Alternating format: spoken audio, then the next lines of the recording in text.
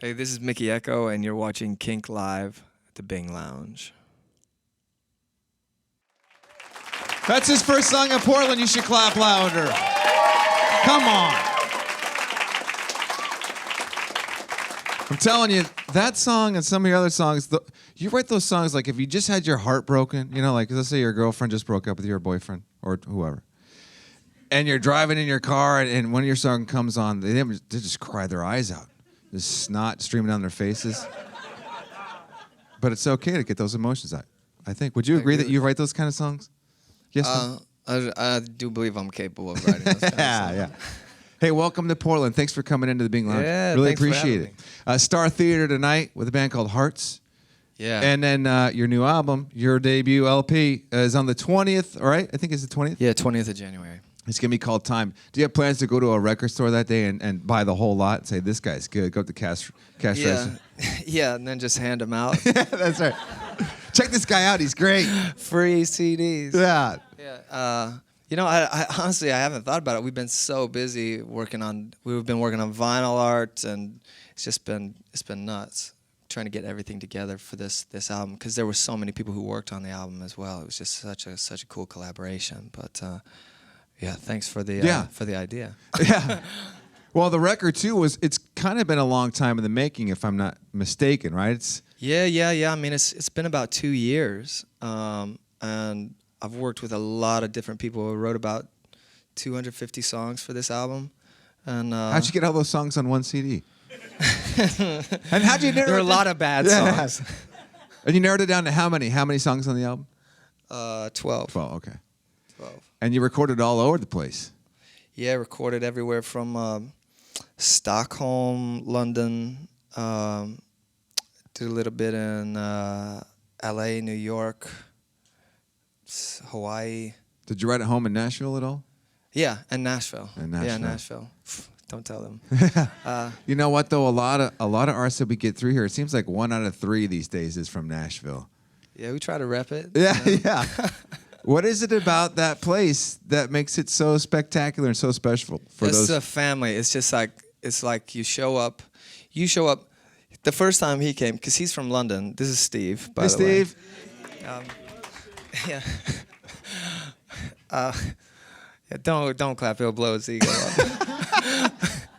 It's the first time he came. Well, we went out. We went out the first evening. We went to a couple of different spots and hit up a couple of different bars on the east side. And by the end of it, he'd already been like invited to dinner and invited to do something the next night. And the next time, we went out 2 nights later, and people were already like, "Oh, hey, Steve." So it was good. It's really familial. Yeah.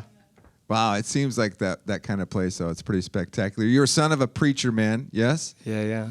So was the drive to pursue music as a living discouraged or encouraged? Because I could see it going either way there. Oh, you know, my parents always really encouraged me. You know, I mean, I grew up with a lot of rules that were based around, you know, the church and that kind of thing. But Mom and Dad always encouraged me to really be myself, you know, and to pursue what's in me and what I've been given to do, you know. So they've always been like really chill about that. That's really good. Yeah. And it's worked out pretty dang well. How drastic was the change in your life when you'd written the song that Rihanna took and put on her album? I don't know if you guys know who Rihanna is, but she's kind of a big deal. And I was looking at the video the other day. It's like had 500 million views, which is crazy. You had written that song with another songwriter, yes? Yeah, I wrote it with Justin Parker, who wrote a lot of stuff with Lana Del Rey on her first album, and has also written with Bat for Lashes. But he did Born to Die and Video Games with Lana, and that was what first drew me to him, because the chord structures in that are just like, yeah. How drastic of a change was your life after that whole experience, and then performing at the Grammys last year? So, funny story. I haven't told anybody this. All right, let's go. 5 minutes. Well, not 5 minutes. It was a little more than that. That's dramatic. But just before I was supposed to go on stage at the Grammys, this designer costume had given me sample pants. So there's like, it's the only pair of these pants there are, basically. Right.